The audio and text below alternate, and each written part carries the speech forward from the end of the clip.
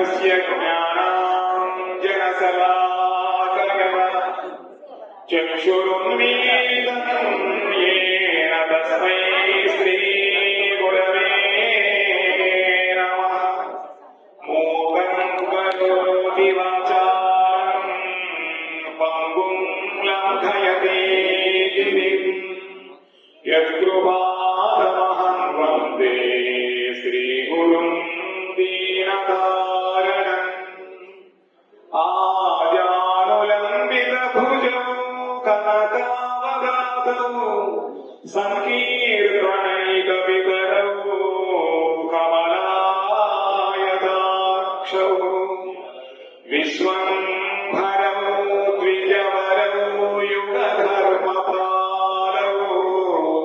वन्दे जगत्प्रियकरौ करुणावतारौ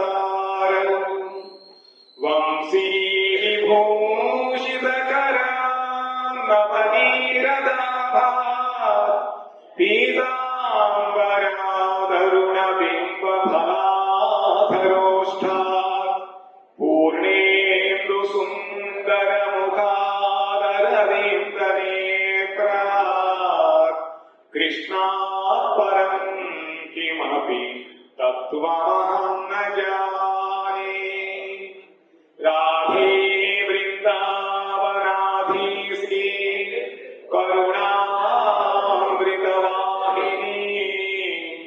कृपया निजपादाब्ज दास्यं मह्यं प्रदीयताम्। वृन्दायै तुलसीदेव्यै प्रियायै केशवस्य च कृष्ण भक्ति प्रदे देवी सत्यवत्यै नमो नमः। नारायणं नमस्कृत्य नरं चैव नरोत्तमं देवीं सरस्वतीं व्यासं ततो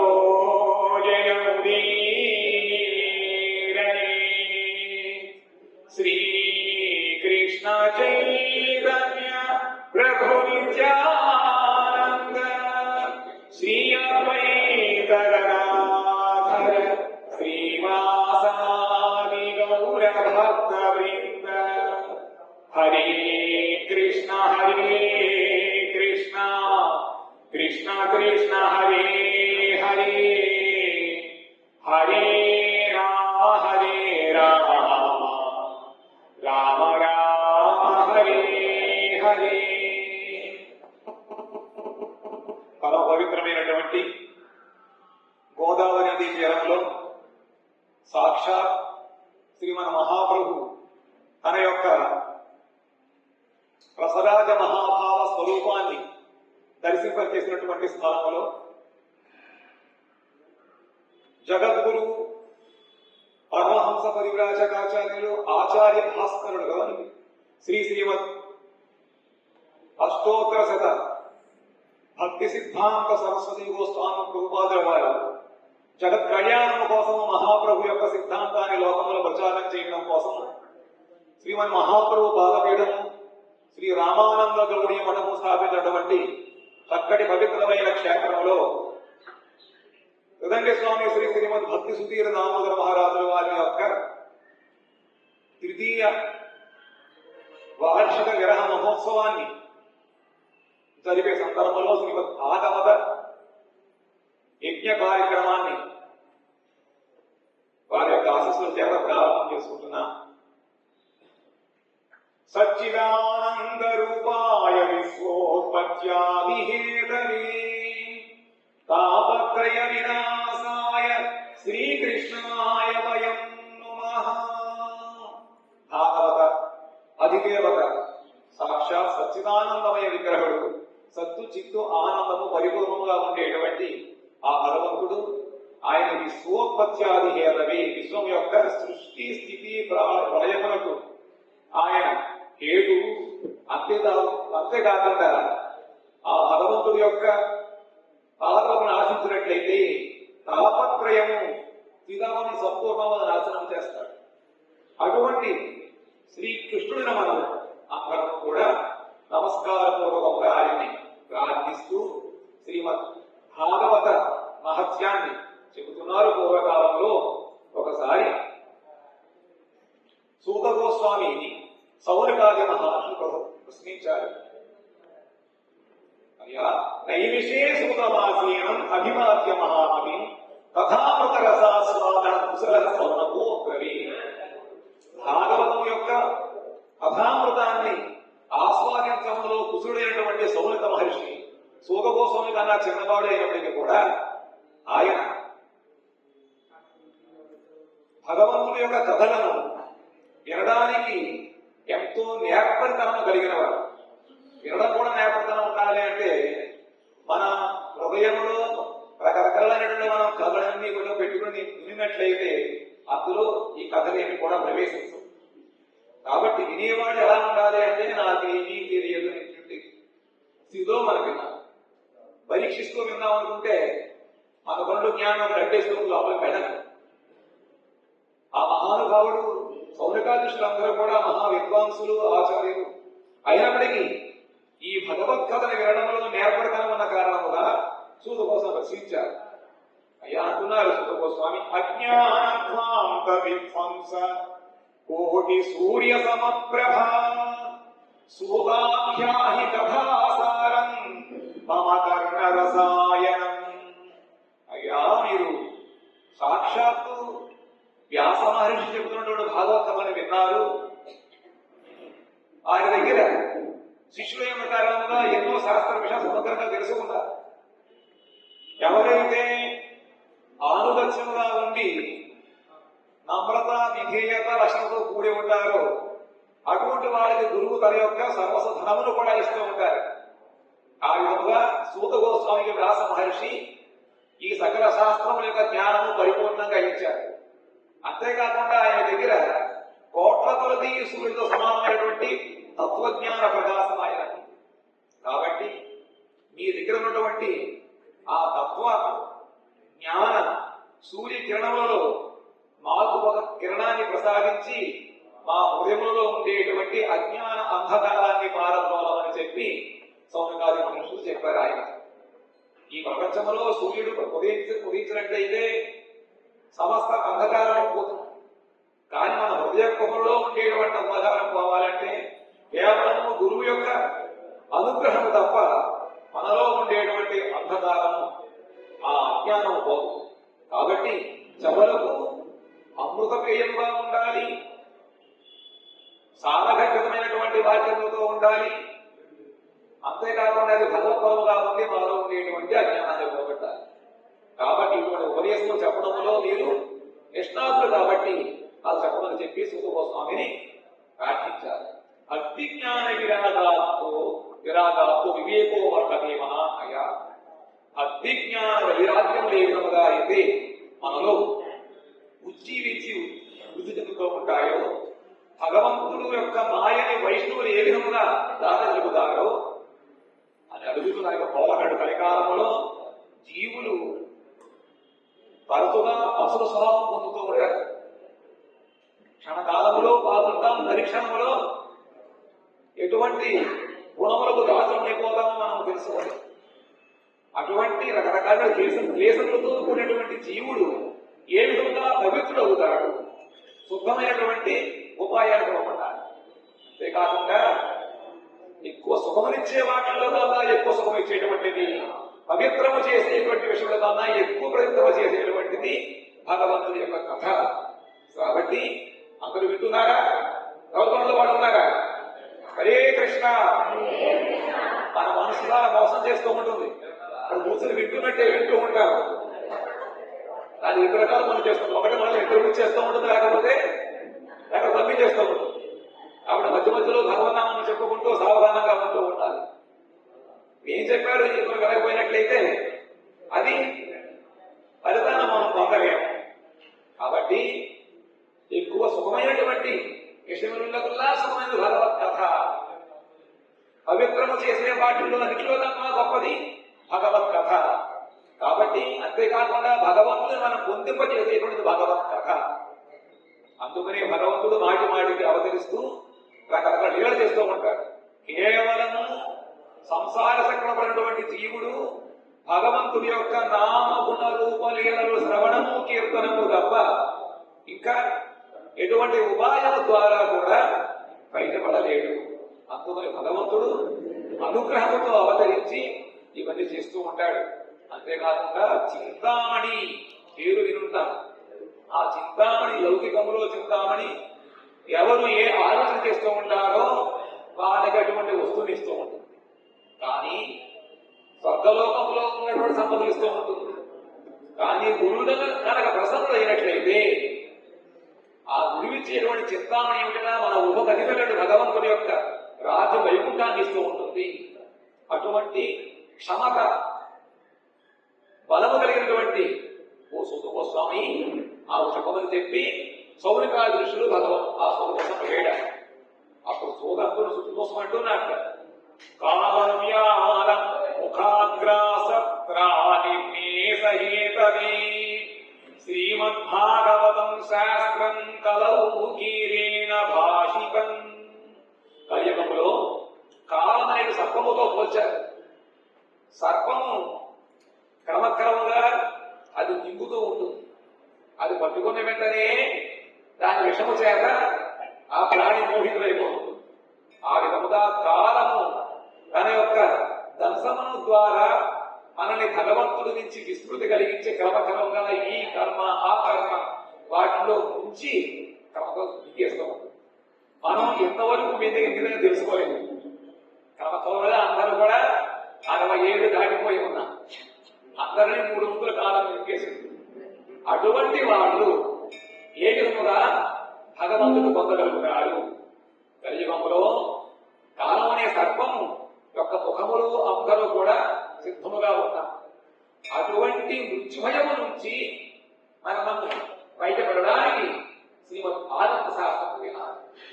ముందులో మనం భయం పోవాలి.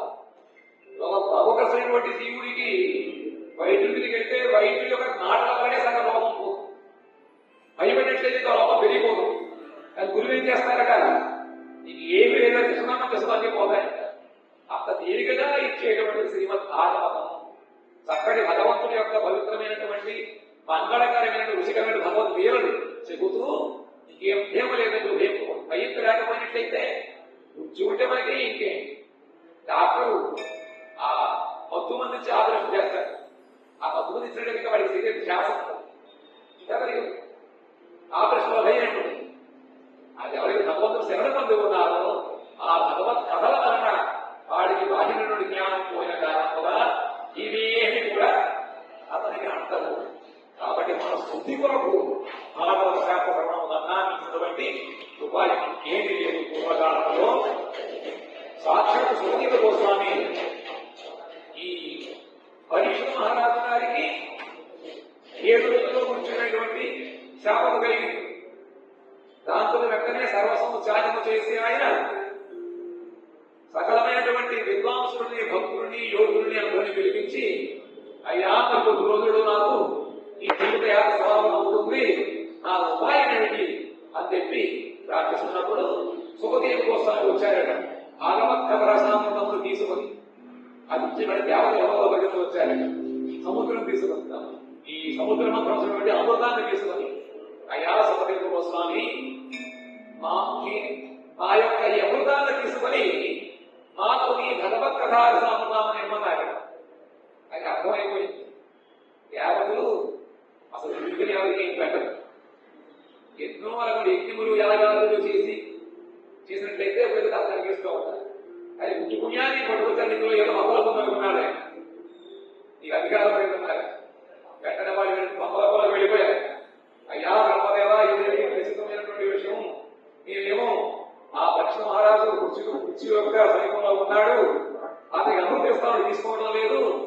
అది మీరేమిటిగా అంటే నేను భగవత్ కథామృతం. కానీ సుఖదేవ కథామృతం అని ఇవ్వలేదు. వాడు కనుక అమ్మటతో వచ్చి మేము కూడా వింటామంటే కూర్చోబెట్టి మీరు చెప్పినవారేమో. ఎప్పుడైతే వస్తువుగానే చెప్పారు, వినిమయం చెప్పారు, ఆయన ఒప్పుకోలేదు. మీరు మోసగారు, ఊరికే అది మాట మీ దగ్గరికి వెళ్ళి నమస్కారం చేసి నాకు ఈ వెలుగు కావాలి, ఒక నమస్కారం వెలుగుకి ఇచ్చేయాలి. కాబట్టి నిరంతరము వాళ్ళ యొక్క శోభ కోసమే కోరినటువంటి దేవతలకి లక్ష్మీ మహారాజు వాళ్ళ శుభదేవి కోసం భాగవతం ఇవ్వలేదు. ఈ లోకంలో గమసు ముక్క యొక్క ప్రభావం ఎలా ఉంటుంది, దివ్యమైన యొక్క మణి యొక్క ప్రభావం ఎలా ఉంటుంది, అధికమైన మణి శ్రీమద్ భాగవతము. కాబట్టి దేవతలకి ఇవ్వకుండా ఆ సుఖదేవుడు స్వామి వాళ్ళు తప్పించేశాడు. దాని తర్వాత అబద్ధాంశ్చ విజ్ఞాయ నదదౌ సకథామృతం శ్రీమద్భాగవతీ వార్తాసురాణామపి దుర్లభం. కాబట్టి భాగవతం కదా దేవతలకు కూడా దూరమైనటువంటిది. రాజు మోక్షం తథాపీక్ష్య పురాణాదాపి విస్మితః సత్యలోకే తులాం దత్వా లోలయత్ సాధనాన్యజః. పూర్వకాలమున భాగవతాన్ని శ్రవణం చేసి లక్ష్మీ మహారాజు లోకములన్నీ దాడుకుంటూ భగవంతులకి వెళుతూ ఉంటే అప్పుడు బ్రహ్మగారు చూశారు, శ్రీమద్ భాగవతం యొక్క శ్రవణం ఈ విధంగా ఉంటుందా అని చెప్పి ఆశ్చర్యపడి వెంటనే ఒక త్రాసు తెప్పించి శాస్త్రం కూడా ఒక త్రాసుగా పళ్ళెంలో పెట్టి భాగవతానికి ఒక పళ్ళెంలో పెట్టారు. దాంతో అన్ని గ్రంథములు కూడా పైకి వెళ్ళి ఆ త్రాసు యొక్క ఆ బద్దని తాగాడు. కానీ భాగవతం మాత్రం ఈ లోకంలో స్థిరముగా ఉంటుంది. శ్రీమద్భాగవత భగవానికి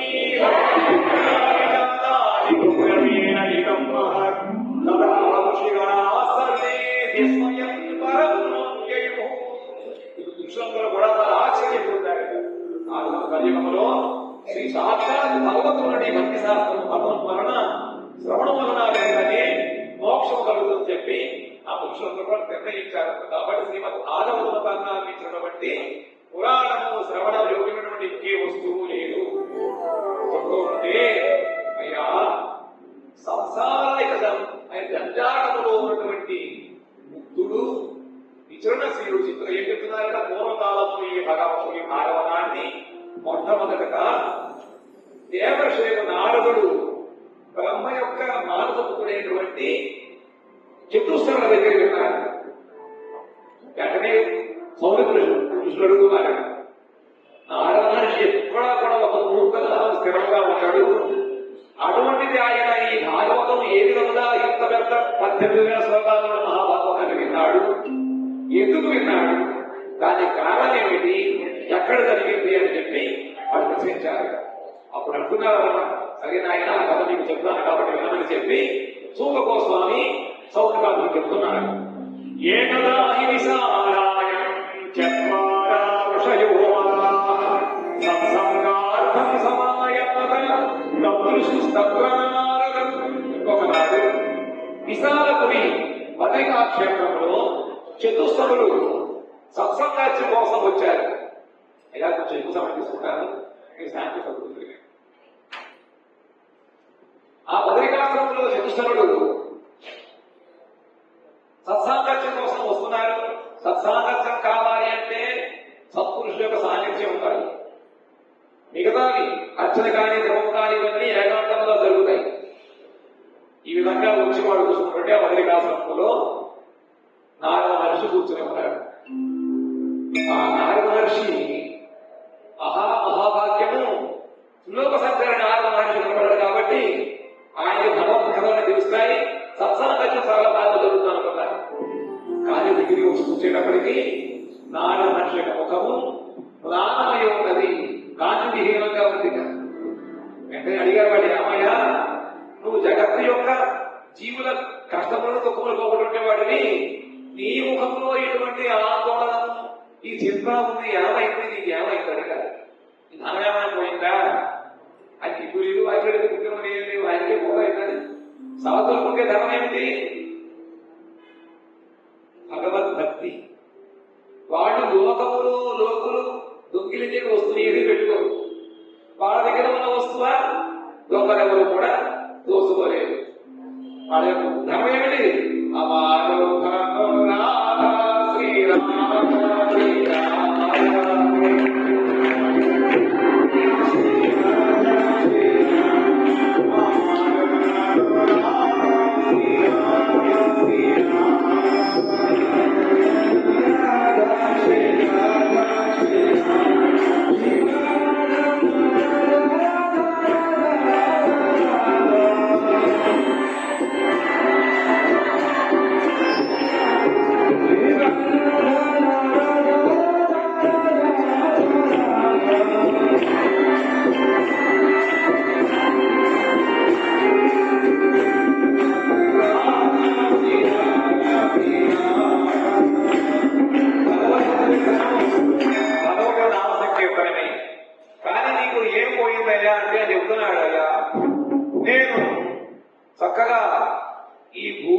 ఎంతో భూమిలో భావించి ఈ లోకంలో వచ్చాను.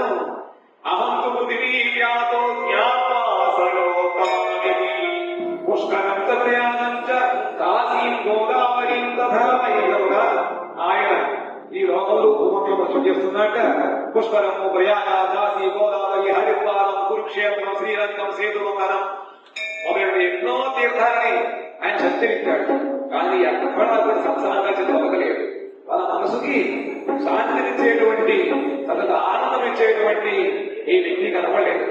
సత్యం నాస్తి తపస్సౌచం దయాదానం విద్యతే ఉదరం ధరణో జీవ వరాతమః పూర్ణ భాషిణ మంతాసుమంతపరేవ మంతభాగ్యాసుగ్రత భాషాంత నిరతాస విరక్తా సపరిగ్రహ.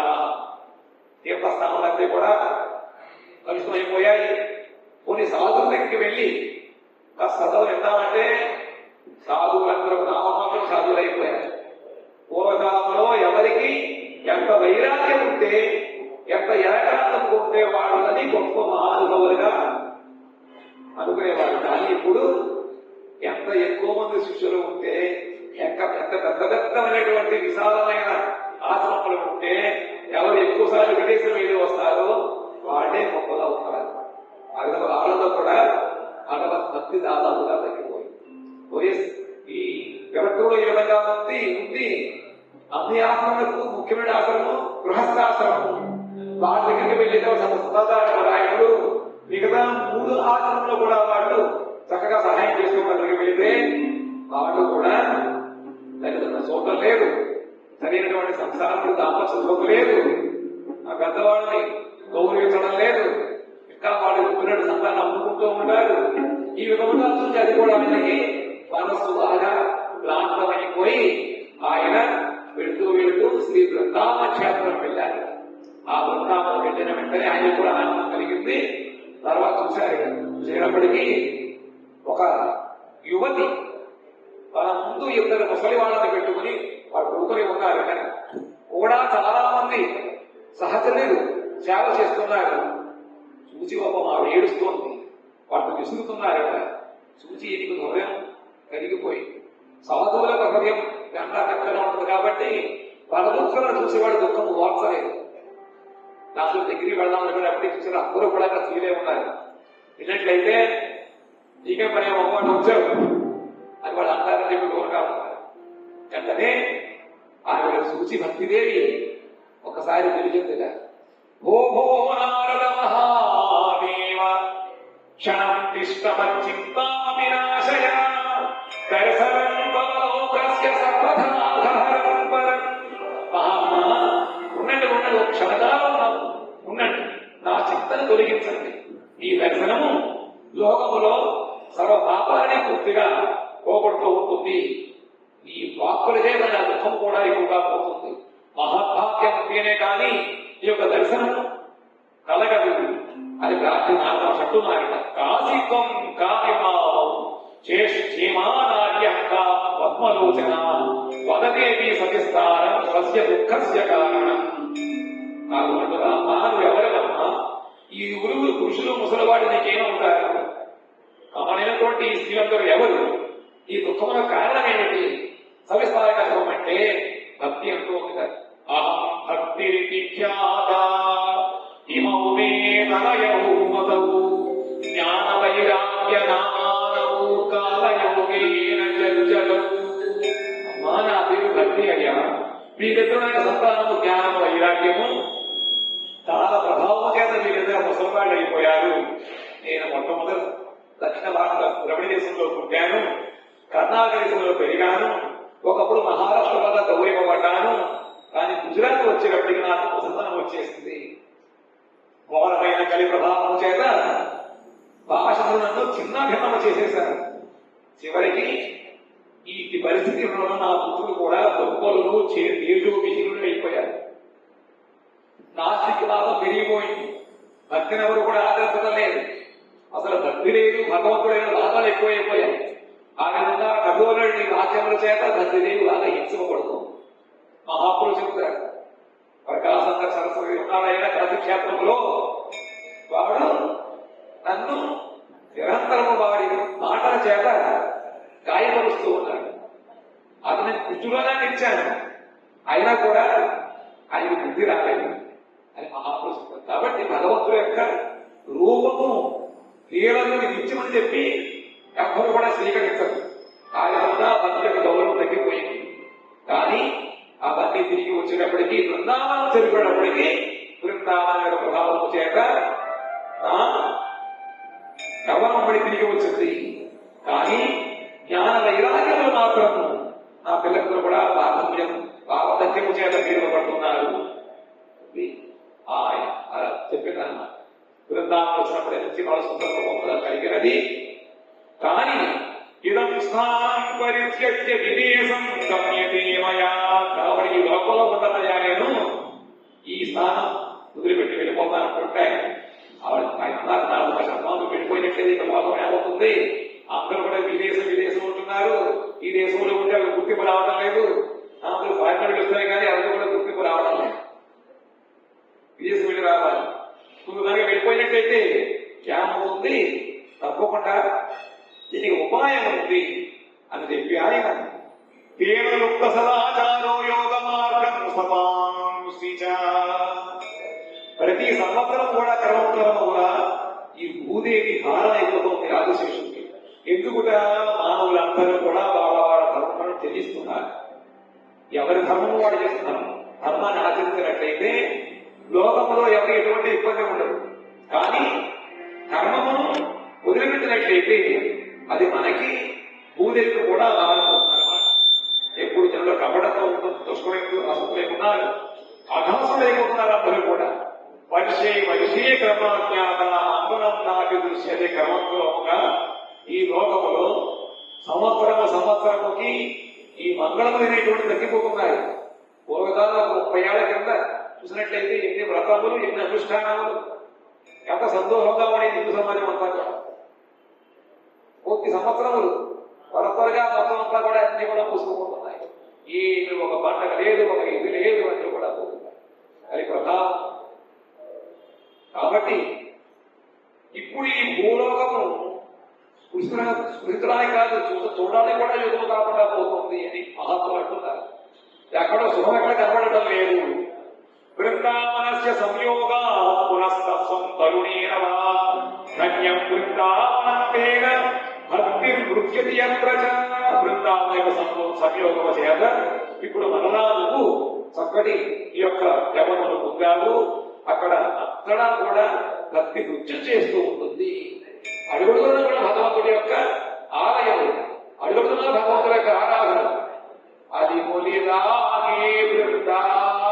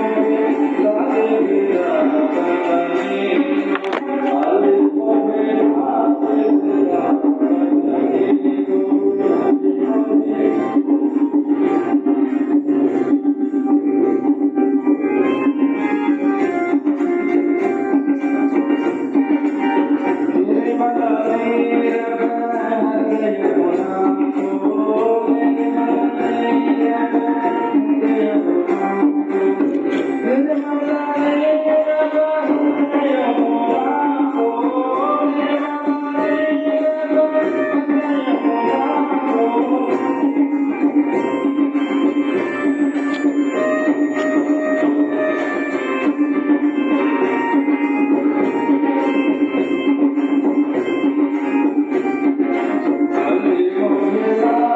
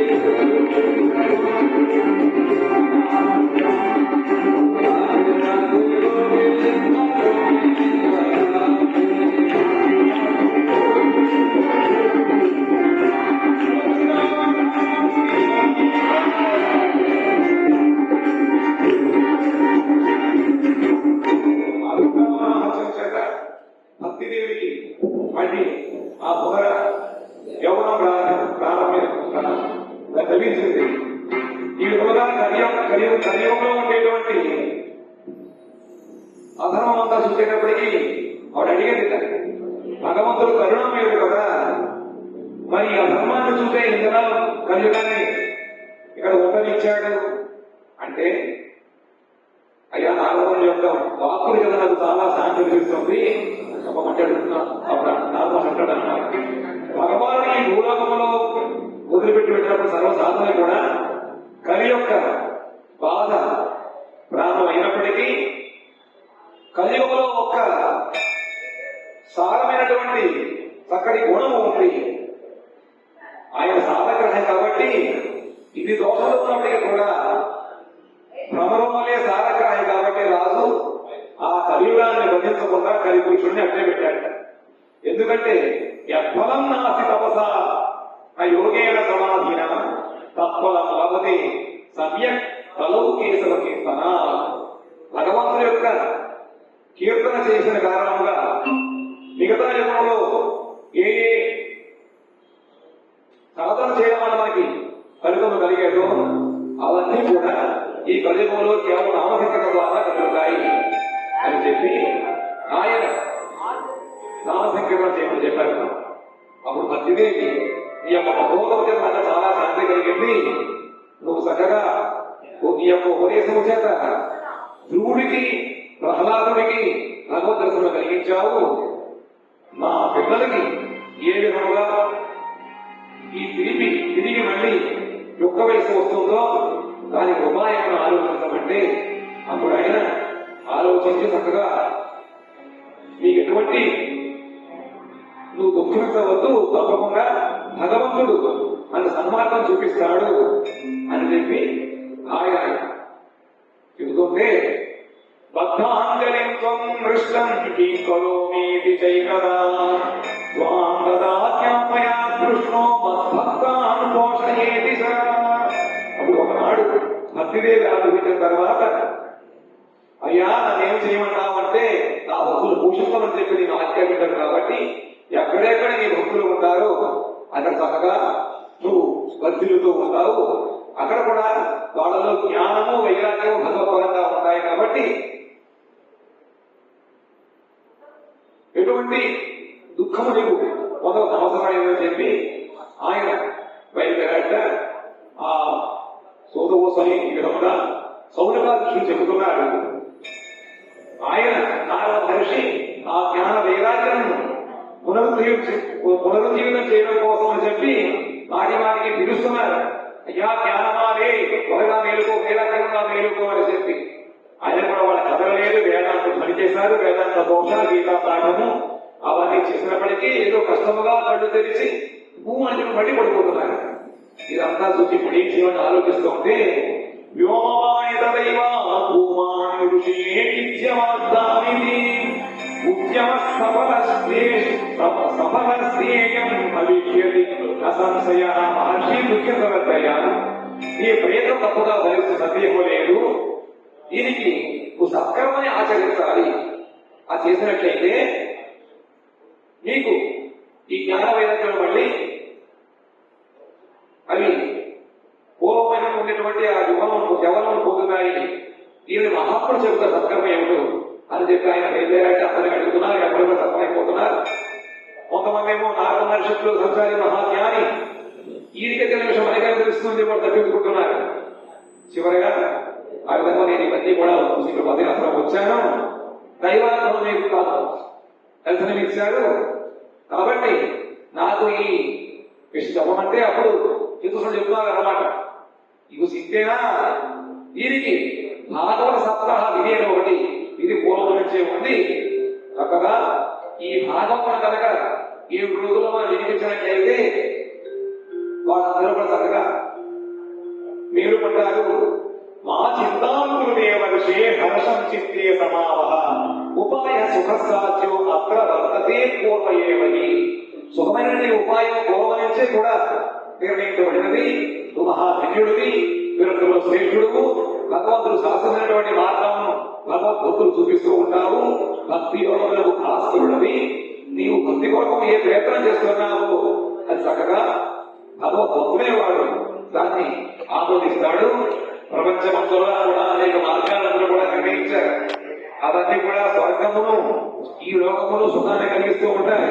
కానీ ఈనాటికి కూడా భగవంతుడిని పొందేటువంటి మార్గం రహస్యంగానే ఉంది, ఎవరు చెప్పరు దాన్ని. కానీ శ్రీమద్ భాగవతాలాప సత్గీత సుఖాది ద్రవ్యజ్ఞము తపూజన్యము ఇవన్నీ కూడా స్వర్గాలను పొందిస్తాయి. కానీ ఈ భాగవత పారాయణము లేదా భాగవత శ్రవణము అనేటువంటి ఇది మహానుభావులు సుఖాది శివుడు మొదలైన మహానుభావులు కీర్తనము చేశారు. దీన్ని వినడం వలన భక్తికి గొప్ప బలం కలుగుతుంది. అంతేకాకుండా జ్ఞానము వైరాగ్యము కలుగుతాయి. మనము తినేటువంటి ఆహారం ఏ విధంగా అయితే మనకి తుష్టి పుష్టి క్షుద్ధి వృత్తి కలిగిస్తూ ఉంటాయో ఆ విధముగా భగవత్ కథలు వినడం వలన మనలో ఉండేటువంటి ఈ సంసార తాపత్రయం పోతుంది. మనకి ఒక విధమైన తృప్తి కలుగుతూ ఉంటుంది. భగవత్ సంబంధ జ్ఞానం కలుగుతుంది. భగవద్ వైరాగ్యం కలుగుతూ ఉంటుంది.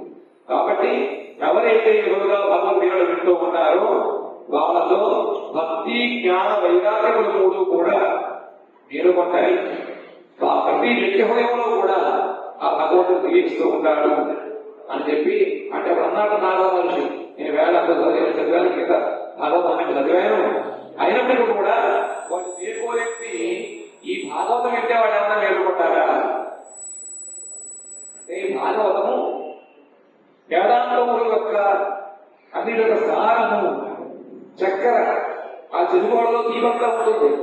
ఒక ఆంబవృక్షం మానవుడిలో మొత్తం అంతా కూడా రసం ఉంటుంది.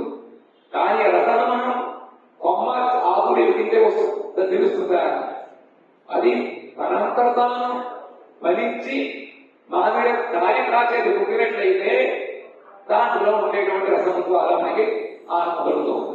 ఆ విధంగా భగవంతుని యొక్క అనుగ్రహం చేత ఈ వేదములు అనేటువంటి కల్పవృక్షం యొక్క ఈ పడినటువంటి ఈ ఫలము శ్రీమద్ భాగవతము ఈ భాగవత రసాస్వాదనము చేయడం వలన వెంటనే మనకి ఈ భగవత్ దర్శనము ఈ విషయములకు వేదనలు కలుగుతాయి. వేద ఉప సాధన పుట్టినది కాబట్టి దీన్ని కనుక విన్నట్లయితే తప్పకుండా జ్ఞాన వైరాగ్యములు వేరుపడ్డాయని చెప్పి నారద మహర్షికి చతుస్వరులు ఆ భాగవత సప్తాహ విధిని చెప్పారు. దాని తర్వాత నలుగురిని అడిగితే ఎక్కడ చేతాలు పెద్దలు వాళ్ళే మీరే మాకు ఎదిపించాలని చెప్పి నారద మహర్షి ప్రార్థిస్తే ఆనంద ఘాటైన హరిద్వారములో ఒక నిర్ణయించారుగా పత్రికాసనం చెప్పచ్చు. కానీ అక్కడ అందరూ కూడా సంసారంలో ఉండేటువంటి అక్కడికి వెళ్ళలేదు. అదే హరిద్వారం హరిద్వారం చేసినట్లయితే హిమాలయ సముద్రంలో వెళ్ళడానికి వస్తారు. ఈ భూలోకంలో ఉన్న వీళ్ళందరూ కూడా సముద్రంలో వెళతారు. కాబట్టి అందరికీ ఉండేటువంటి మధ్యస్థమైనటువంటి ఆ హరిద్వార గంగా నది తీరంలో చక్కగా ఏర్పాటు చేశారుగా. అందరికీ కూడా పిలిచారు. అందరూ వస్తున్నారు. మహామహర్షులందరూ వచ్చారు. భృగువు, వశిష్ఠుడు, చవనుడు, గౌతముడు, మేధావిని, దేవనుడు, దేవరాజుడు, పరశురాముడు, విశ్వామిత్రుడు, మార్కండేయుడు, దత్తాత్రేయుడు, విప్లవాదుడు, వ్యాసుడు, పరాశరుడు, ఛాయాసముడు, జాగరి, జంతువు అందరూ వచ్చారు. వాళ్ళ పుత్రులతోటి శిష్యులతోటి భార్యలు వచ్చారట. వేదములు, వేదాంతములు, మంత్రములు, తంత్రములు, 15 పురాణములు, శాస్త్రములు అవన్నీ మూర్తి వరించడం కూర్చున్నాయట. ఇంకా నదులు, గంగా నదులు, పుష్కరములు, కురుక్షేత్రమైనటువంటి క్షేత్రములు, సమస్త దిక్కులు, దండకాల వనములు, హిమాలయ పర్వతములు అవన్నీ కూడా మూర్తి వరించి ఆ కథను వినడం కోసం వారికి ఏదించారు. కౌరవంలో కొంతమంది రాలేదు, మనం పిలవలేదు, ఒక్కసారి తెలిస్తే వెళ్దాం అన్నత కార్యక్రమంలో కావాలని నారద మహర్షి తీసుకొచ్చారు. గురువు మహర్షులు వచ్చారన్నమాట. అప్పుడు ఆ కథని నిర్మించడం కోసము చతుస్సున్న చక్కగా ఉత్తమ ఆసనం వచ్చి కూర్చోబెట్టారు, భరించారు. శ్రోతల్లో వైష్ణవులు, దేవతలు, సన్యాసులు, బ్రహ్మచారులు ముందు కూర్చున్నారట. దాని తర్వాత ఋషులు, దేవతలు లోపల కూర్చున్నారు. మరోవైపు తీర్థములు కూర్చున్నాయి, సిరు కూర్చున్నారు. అన్ని వైపులు కూడా జయ మానవులు చేసిన నమస్కారములు, శంఖములు సప్తములన్నీ కూడా దేశంతో నమశబ్ద సంఘశబ్ద తదైవచ చూర్ణ లాజ ప్రసూనానాం నిక్షేప ఆ విధంగా వచ్చారు దేవతలు విమానంలో వచ్చారట. ఆ విధంగా వచ్చినప్పుడు చక్కగా చతుస్తరుడు సదాసేవ్య శ్రీమద్ భాగవతీ కథ యశ్రవణ మాత్రేణ హరిచిత్తం సమాశ్రయే. ఆ భగవంతుని నిరంతరము వింటూ ఉన్నారు. ఆస్వాదన మిగతా శాస్త్రంలో వీళ్ళు వదిలిపెట్టడం కాదు, ఆస్వాదంలో ఉన్నటువంటి తత్వమై అవగతమవుతుందన్నమాట. ఇది విన్నంతనే భగవంతుడు హృదయంలో వచ్చి కూర్చుంటాడు. ఆ విధంగా ఈ గ్రంథము 18,000 శ్లోకములతోటి 12 స్కంధములతోటి ఉన్నాయిగా. సుఖ మహర్షి పరీక్షిత మహారాజు చెప్పినటువంటి ఈ సంవాదం ఉంది కాబట్టి ఈ భాగవతాన్ని శ్రద్ధగా ఏమైనా చెబుతున్నారు. ఆ విధంగా కూర్చుని వింటుంటేనే మధ్యలో భక్తి అనేది ప్రకటమైనది. ఆ భక్తి జ్ఞాన వైరాగ్యము 3 కూడా వచ్చాయి. జీవచ్ఛమో నిగదిగ్రస్తుడు పాపకర్మాయేన శృతం తులసీత వనస్థైవం. ఆ విధంగా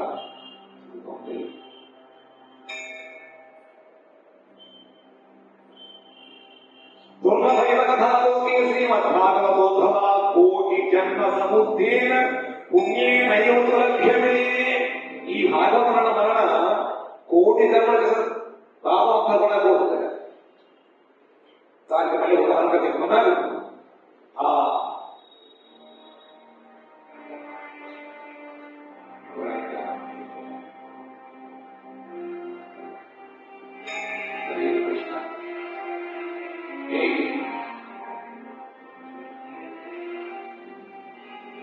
ఓపనోపాఖ్యానం ప్రారంభమవుతుంది. ఆ విధంగా ఈ ఆత్మదేవుడు అతని కుమారుడు దుందుగారి ఆర్య దుందులి అది ఒక కథ ఉంది. ఆత్మదేవుడికి సంతానం లేకపోతే ఆయన ఒక మహాత్ముడి దర్శనం వలన ఒక ఫలాన్ని పొందాడు. ఆ పండుని తీసుకువచ్చి భార్యకి ఇచ్చాడు. కానీ ఆ భార్య మాత్రం ఎక్కువగా మహిళడి వ్యాపారం ఎక్కువ సంపాదన చేస్తూ ఉంటారు అనమాట. తీసుకున్నది తింటే కన్నా నిజంగా నాకు గర్భం వస్తుందా, మళ్ళీ వచ్చినట్లయితే ఎక్కువ తినలేను, పనులు చేసుకోలేను, ఎవరైనా పెట్టుకున్నట్లయితే నా ధనాన్ని హరించుకుపోతారు, పోనీ ఆడకూడదు ధనం తీసుకుపోతుందని చెప్పి వాళ్ళ చెల్లుల్ని సలహా అడిగితే, నీకెందుకమ్మా దుఃఖిస్తావు, ఇంతే కదా, నేను గర్భంతో ఉన్నాను, నాకు పుట్టిన శిశువు నీకు ఇస్తాను, నువ్వు నీ యొక్క శిశువుగా మీ ఆయన పక్కగా నచ్చ చెప్పు, నిజముగా సన్యాసించినటువంటి ఫలము అది ఉత్తమేరుగా తెలుసుకోవడం కోసం ఈ వెనకలో ఉన్న ఆవుకు ఆవు పెట్టమన్నాను. ఆ విధంగా ఆవు వినిపిస్తుంది. ఈ సమయం అయ్యేటప్పటికీ ఒకే సమయంలో ఆవు కూడా ఒక పుత్రుడికి జన్మనిస్తుంది. ఆ దుందుడి యొక్క చెల్లెలు పుత్రుడిని తెచ్చుకుంటుంది. దుద్దుగారిని పేరు పెడతారు. ఈ దుద్దుగారేమో మహా దురాత్ముడు అవుతాడు. ఆవు పుట్టినటువంటి వాడు పండు కాబట్టి మానవ హక్కుతో ఉండేటువంటి శిశువు పుట్టాడు. అతని చెవులు మాత్రము ఆవు చెవులు ఉంటాయన్నమాట. ఆయన మహా విద్వాంసుడు, మహా భక్తుడు అయ్యాడు. ఈ దుద్దుగారి మాత్రము మహా బాధిష్ఠుడు అయ్యాడు.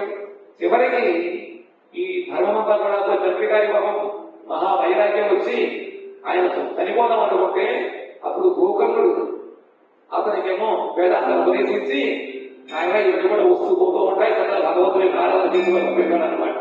యువకులు అంతా కూడా అవకాశం చెప్పి ఆయన చేత వెళ్ళాడు. అది మీకు వచ్చేటప్పటికీ ఈ లోపల తండ్రి వెళ్ళిపోయిన కారణంగా తల్లి అస్తమానపడుతూ ఉండేవాడు. మరి పరమేశ్వరాన్ని కూడా అలవాటయ్యాయి. అక్కడ దురలవాట్లు దాంతో డబ్బులు పోయినప్పటికీ ఎక్కడో ధనం పెట్టారు ఇష్టదస్తం అని చెప్పి తల్లిని సంహరించేశాడు. దాని తర్వాత వీసిన కొడుకు ఇంట్లో పెట్టుకున్నాడు. ఇంకా వాళ్ళ భూషిత్రం రకరకాల గొప్పతనం చేయడం మొదలు పెట్టాడు. ఒక రోజున రాజాకాలం నుండి ధనం పట్టుకొచ్చి ఇచ్చాక వాళ్ళ 5గురు ఈ ధనం అంతా కూడా తీసుకుని వాడిని సంహరించాడు. గొప్పతనం చేసుకుంటున్నాడు. తప్పకుండా ఏదో ఒక రోజున వీడు పట్టుబడతాడు. పట్టుబడితే మన పేరు కూడా బయటకు వస్తుంది. అప్పుడు మనం జైలు పాలవ్వాలి అని చెప్పి ముందుగానే అక్కడ సంహరించేసి వాడు దాడుకున్నాడు. ఈ గోకులు మొత్తం కూడా తిరిగి ఇంటికి వచ్చాక చూసుకున్నాక తర్వాత దగ్గర చూద్దామని చూసేటప్పటికి అక్కడ అందరూ గతించిపోయి ఎవరు లేదని చెప్పి అన్నారు.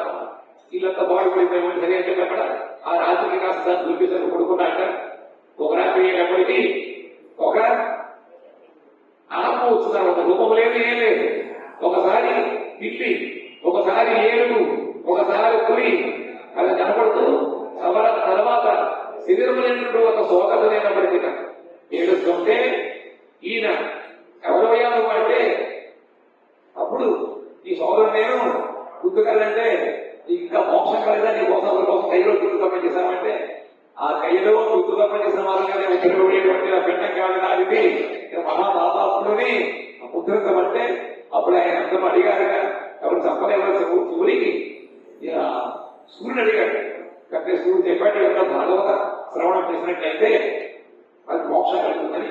అప్పుడు మళ్ళీ ఆయన భాగవత సప్తాహ కార్యక్రమం ఏర్పాటు చేసి ఆ సోదరుడికి ఎటువంటి దేహమైన కారణంగా వాడు గాలి తిరుగుతూ ఉంటాడు అనమాట. ఒక ఎదురుగడని ఆశ్రయించి ఉండమని చెప్పి భాగవత సప్తాహం చేస్తుంటే ఒక్కొక్క రోజు అయ్యేటప్పటికీ ఒక కడుపు బగలకు తగిలిపోయేది పైకడు మొదలుపెట్టారు. సప్తాహం అయ్యేటప్పటికీ ఆయన చక్కటి ఒక సొంత రూపముతోటి ప్రత్యక్షమయ్యాడు. చతుర్భుజముతోటి కనుక బంగారు రంగుతోటి కాదు ఎవరిపైన అంటే ఈ సోదరుడు నేను ఈ యొక్క భాగవత సప్తాహ కార్యక్రమం నాకు ఇటువంటి స్థితి కలిగి చక్కగానే చెప్పారు. ఈ లోపల వైకుంఠ నుంచి విమానం వచ్చింది. ఆయన దాన్ని ధరించి వెళ్ళిపోయాడు. వాళ్ళు అడిగాక గోకర్ణుడు చాలా మంది విన్నారే వాళ్ళ కోసం ఇంత విమానం విడపరిచారని వెన్నప్పుడు కూడా ఆయన వినలేదు అంటే మళ్ళీ ఒక ముహూర్తాన్ని ఆలోచించాక వాళ్ళు సప్తాహం చేశారు. ఆ సప్తాహ కార్యక్రమం అన్ని ఎన్నో విమానాలు వచ్చాయట. కానీ గోకర్ణ కోసం భగవంతుడు వచ్చాడు, కౌగులించుకున్నాడు. సకాలి ఈ విధముగా భాగవతం ప్రబోధం చేశాను కాబట్టి నువ్వే నాకు పుణ్యమైన చెప్పాను కాబట్టి ఈ విధముగా భాగవత సప్తాహం యొక్క మహత్యం ఉంది. ఈ భాగవతం చెబుతూ భాగవతాన్ని సాక్షాత్ వ్యాసులు వారు నారద మహర్షి చేత ఉపయోగపడతారని రచించారు. అందులో మంగళాకరముగా 3 శ్లోకములు చదువుకున్నాం. మొదటి శ్లోకం భాగవతం అనేటువంటి సకల వేదాంతం యొక్క సారము. వేదాంత శ్లోకం మొదటిది అధాతో బ్రహ్మ జిజ్ఞాస. రెండవ శ్లోకం రెండవది వచ్చేటప్పటికి జన్మాద్యస్య అనేటువంటి సూత్రము. ఈ విధముగా భాగవతంతో కూడా వేదాంత శాస్త్రముల యొక్క భాషలుగా రచపడింది కాబట్టి ఇది వేదాంతం యొక్క అర్థమే చెబుతుంది. కాబట్టి వేరే గ్రంథము కాదు ఇది. జన్మాద్యస్యతోన్వయాది తరతశ్చాధ్యేష్వభిజ్ఞస్వరాట్ తేనే బ్రహ్మ హృదాయ ఆదికవయే ముహ్యంతి యత్సూరయః వేదో వారిరుణాం యథా వినిమయో యత్ర సర్గో మృషా నామ్నా స్వేన సదా వినస్తగుహతం సత్యం పరం ధీమహి ధర్మప్రోచిత కైరవోగ్ర బలమో నిర్మత్సరాణం సదాం వేద్యం వాస్తవమత్ర వస్తు శివనం తాపత్రయోన్మూలనం శ్రీమద్భాగవతే మహామునికృతే కిం వారయీశ్వరః సత్యో హృద్యవలక్ష్యతే యత్ర కృతిః శుశ్రూషిభిస్తక్షణాత్ నిగమకల్పతరోర్గడితం ఫలం సుఖముఖా అమృత ద్రవ సంయుతం విమత భాగవతం రసమాలయం ముహురహో రసికాభిభావుకా. ఈ 3 శ్లోకములలో భగవద్గీతం అంతా కూడా ఈవెంట్స్ పెట్టారు. ఈ మొదటి శ్లోకంలో నిర్దిష్టంగా ఏ దేవత యొక్క పేరు కూడా ఇక్కడ వర్ణించలేదు.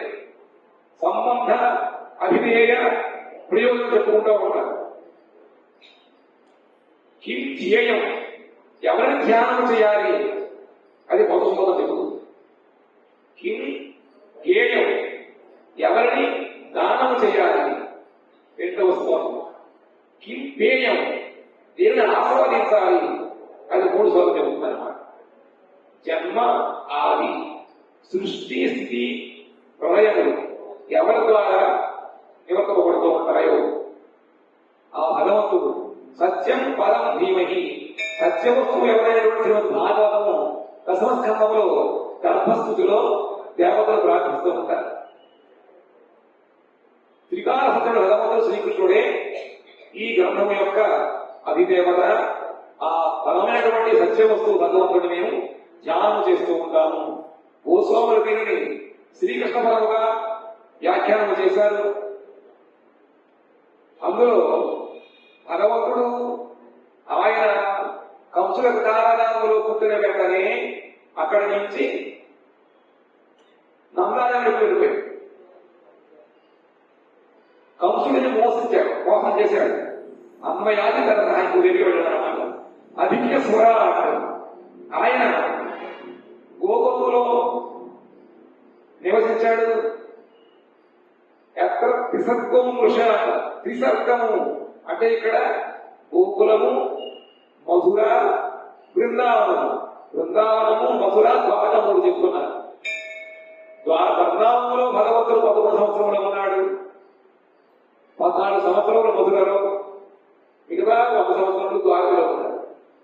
ఈ విధముగా భగవంతుడు కంసుడి యొక్క భయము చేత కంసగారాగారములోనే పుట్టి యథార్థ అక్కడి నుంచి మళ్ళీ గోకులమును వచ్చి నందమహారాజు ఆలయంలో చక్కటి రకరకాల లీలలు చేశాడు. తన లీల ద్వారా ఎంతో అందరినీ కూడా మోహింపజేశాడు. సాక్షాత్ బ్రహ్మ కూడా ఆయన మోహం చెందాడు.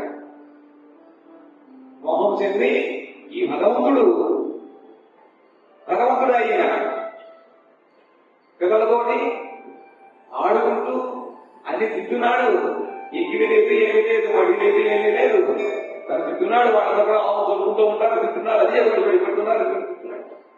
నిజంగా ఈయన భగవతత్వ ఆయన చెప్పాను సందేహం వచ్చి మొత్తం ఆలోచన కూడా ఆయన చేశాడు.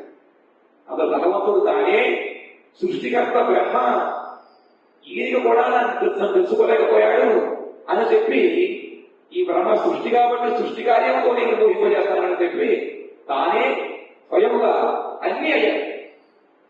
కృష్ణం సర్వం కృష్ణమైన జగత్ అని చెప్పి బ్రహ్మగారి శరీరం సృష్టించగానే జీవాత్మ సృష్టించలేడు. భగవంతుడి ఆ ప్రతి గంటలో ఆయన సృష్టిస్తూ ఉంటాడు. కానీ జీవాత్మ భగవంతుడు ఇచ్చేది. కానీ భగవంతుడు అన్ని ఆయన అయ్యాడు. ఆ విధముగా 1 సంవత్సర కాలం పాటు క్లియర్ చేసిన తర్వాత ఆ బ్రహ్మగారు చతుర్ముఖుడైనా కూడా ఆయనకి మోహం కలిగింది. బ్రహ్మగారు అడ్డు పెట్టి సాక్షాత్ బలరాముడు ఆయన కూడా మోహం కలిగింది. సంవత్సరం చివరి అనమాట. ముహ్యంతి తన యొక్క లీల ద్వారా భగవంతులు మోహింపజేస్తూ ఉంటాడు. భగవంతుడి యొక్క మురళీగానం ద్వారా కాఠిన్యమైన వస్తువులని క్రమముగా మారుస్తూ ఉంటాడు. క్రమముగా ఉన్న వస్తువులని కఠినత్వం ఏర్పరుస్తూ ఉంటాడు అనేక వేణుగానం ద్వారా. కాబట్టి ఆ భగవంతురాగినముగా తేజో వారి యథావినిమయో అని చెబుతూ ఆ నిరస్తభగం సమస్త వాంఛని దూరీభూతం చేసి తన యొక్క సేవలు మాత్రమే కోరుకునేటువంటి ఆ భగవంతుడిని మనము నిరంతరము కూడా ధ్యానం చేస్తూ ఉండాలి అని చెప్పి చెబుతున్నారు. 2వ శ్లోకం 3వ శ్లోకం మా కృష్ణప్రసాద్ గారిని చెప్పవలసిందిగా ప్రార్థిస్తూ తమ యొక్క కార్యక్రమాన్ని మాస్టర్ గారు చెప్తారు. వైష్ణవి